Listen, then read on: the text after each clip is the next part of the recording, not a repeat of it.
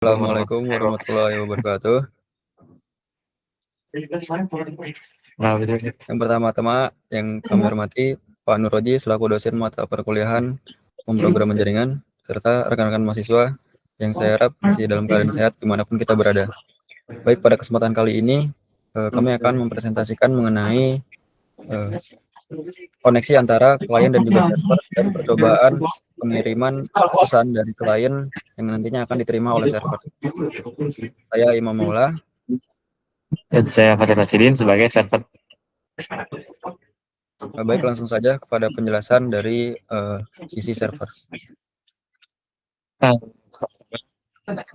Modul yang kita butuhkan itu yaitu mengimpor modul soket yang digunakan untuk komunikasi terjaringan. Lalu di sini butuhkan host dan port dari server.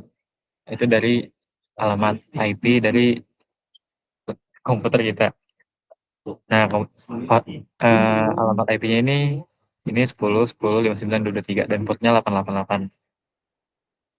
Lalu di sini membuat soket baru, yaitu Akhirnya menggunakan protokol IPv4, terus menggunakan protokol TCP, lalu memastikan soket otomatis ditutup saat selesai.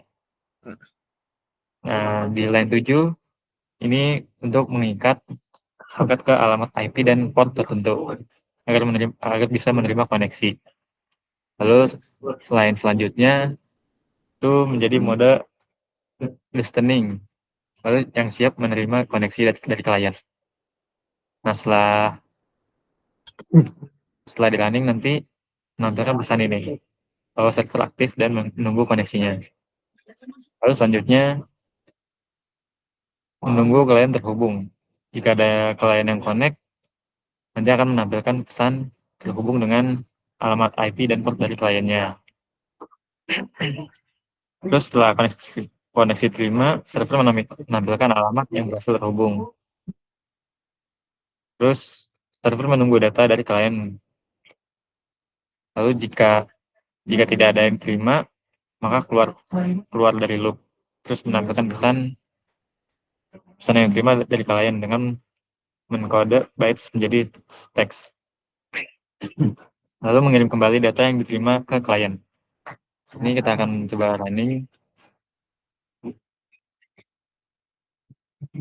Nah, ini sudah dibuka servernya. Lalu selanjutnya akan dibacakan oleh Imam.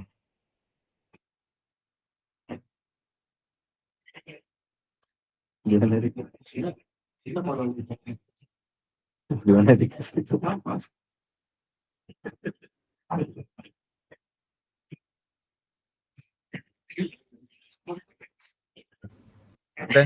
baik. Berikutnya saya akan menjelaskan mengenai dari sisi kliennya.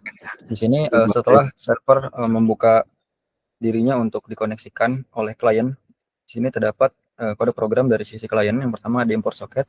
Ini adalah import library dari pustaka Python yang berfungsi sebagai soket bawaan.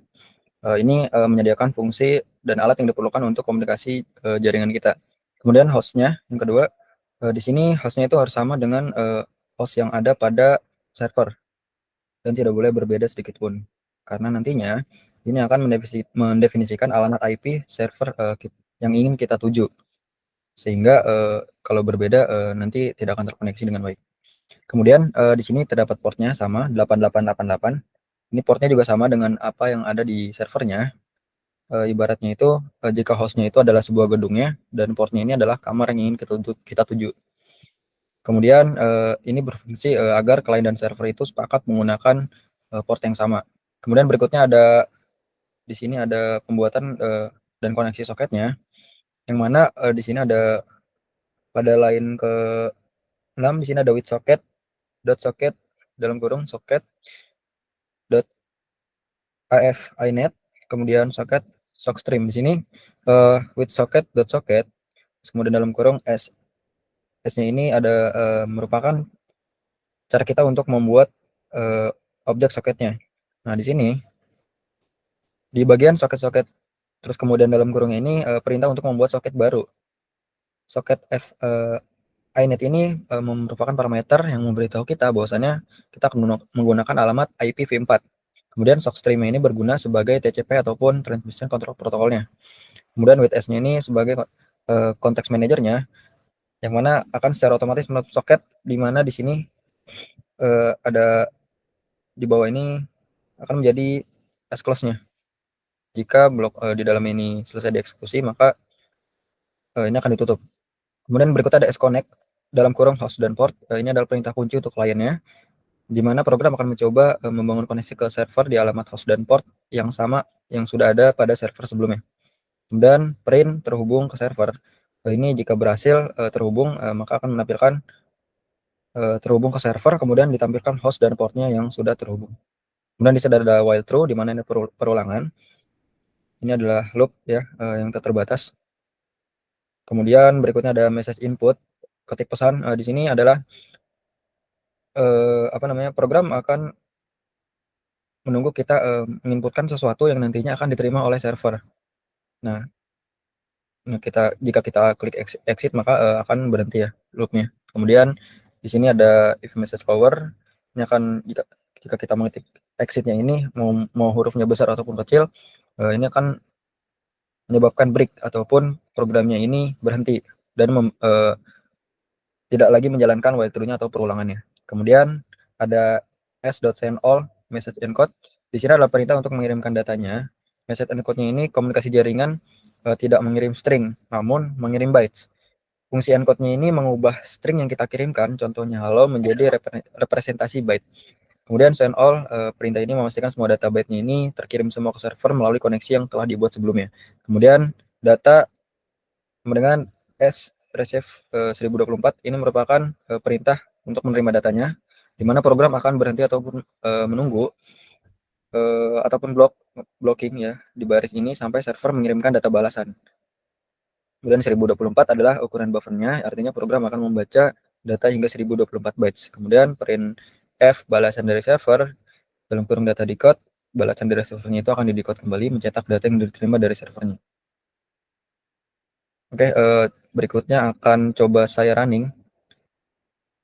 Sini saya run.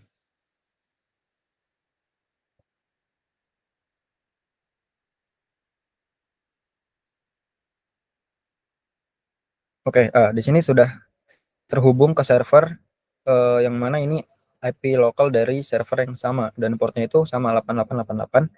Ini artinya klien dan server sudah terkoneksi. Baik, untuk itu kita akan coba ketikkan pesan.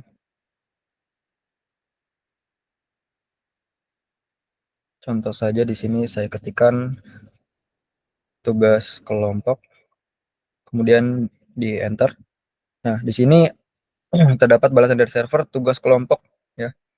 Kemudian bisa kita ketikkan lagi contoh saja nama Fahri di sini. Fahri.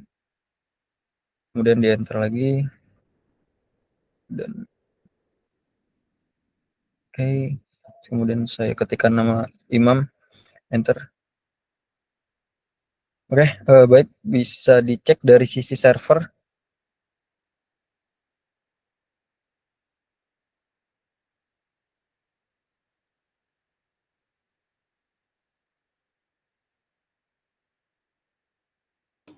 Ya sini coba kan lihat dari sisi server.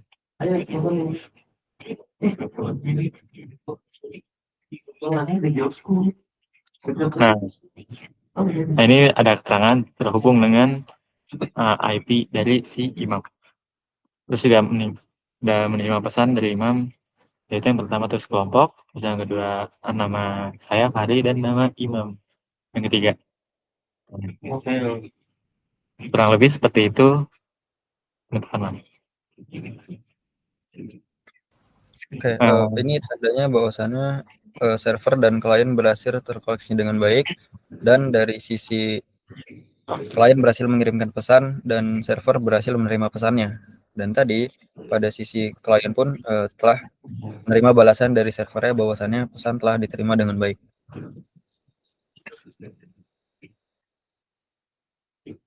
Oke, mungkin cukup sekian penjelasan mengenai koneksi antara klien dan server dari kami. Terkurang dan terlebihnya mohon maaf. Apabila ada salah kata mohon dimaafkan. Billahi fisabilil haq fastabiqul khairat. Wassalamualaikum warahmatullahi wabarakatuh. Waalaikumsalam.